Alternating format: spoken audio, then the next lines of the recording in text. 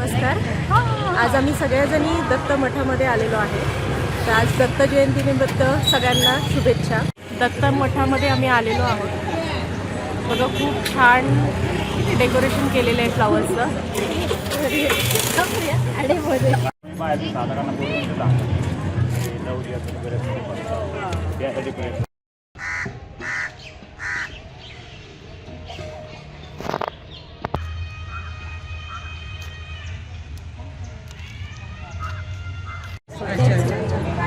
नमस्कार.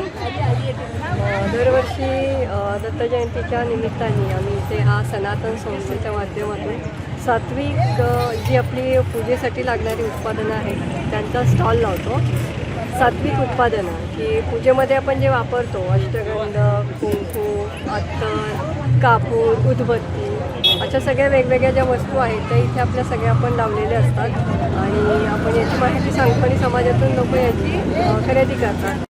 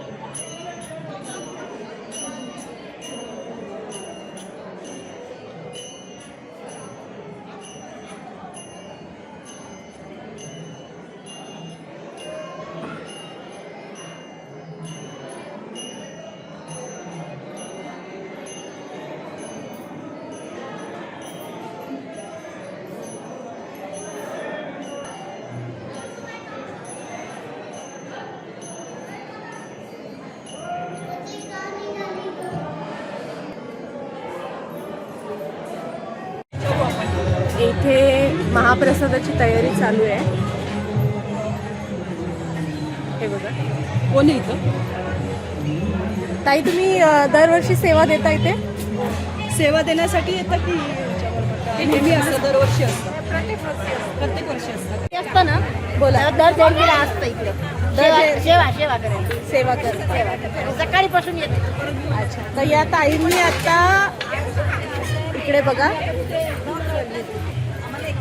थोडी भांडी वगैरे स्वच्छ केलेली आहे. म्हणजे इथे नुसतंच ते स्वयंपाकासाठी नाही येत तर इथले सगळे भांडी वगैरे सगळं आवरतात, सेवा देतात.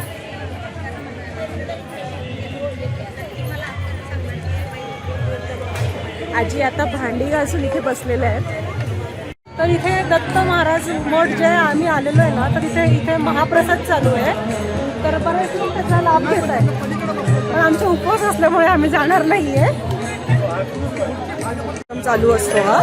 काही लोक इथे सेवा करण्यासाठी पण येतात. भरपूर लोक.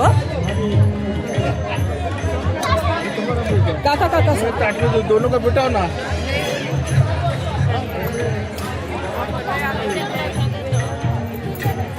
ना इकडे. तर इकडे जे आहे मेन मठाचं दर्शन आहे. तर इथे चाललो आम्ही दर्शन घ्यायला. इथं मेन आहे. तर तयारी पण बऱ्यापैकी चांगली केली होती. तुम्ही सेवा करायला येता का इथे? अच्छा, कुठे राहायला? तुळजापूरवरून आलात म्हणजे दरवर्षी येतात? अरे बापरे, दरवर्षी इथे येतं मठामध्ये? अच्छा अच्छा. म्हणजे तुमची फॅमिली वगैरे असते की? आम्ही एकटेच होते. परत अजून मित्र इथे नाही सोबत गावाकडून सोलापूरचे, तुळजापूरचे? तुळजापूर तालुका. अच्छा इकडे हायवेवरती गाव, हैदराबाद सोलापूर. मग इथं खास सेवेसाठी येता तुम्ही?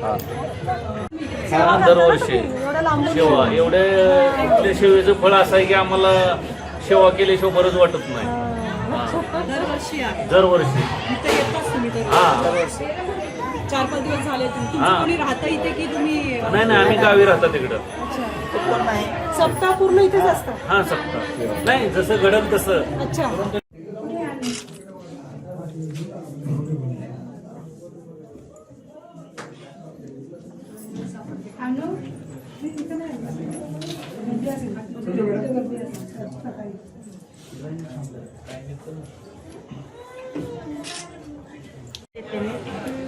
कमीत कमी रोज 400 ते 500 अन्नदान आहे इथे. आणि कोण करतं म्हणजे तुम्हीच करता? सगळं गावाकडल्या महिला करतात, तिथली सांगलीची लोक करते ती. आमच्या गावाकडले आलेली मेळवाला ह्या जागी ती सेवेला येते. त्यांच्या वेळ काढून सेवा उपस्थित राहते. आपलं नाव काय ते?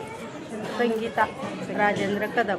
त्यांनी गेली 10 दिवस अशी सेवा केली किचनमध्ये, सर्व एक नंबर. बाबाच्या नैवेद्यापासून भाऊची सेवा, आलेल्या सर्व भक्तांची सेवा.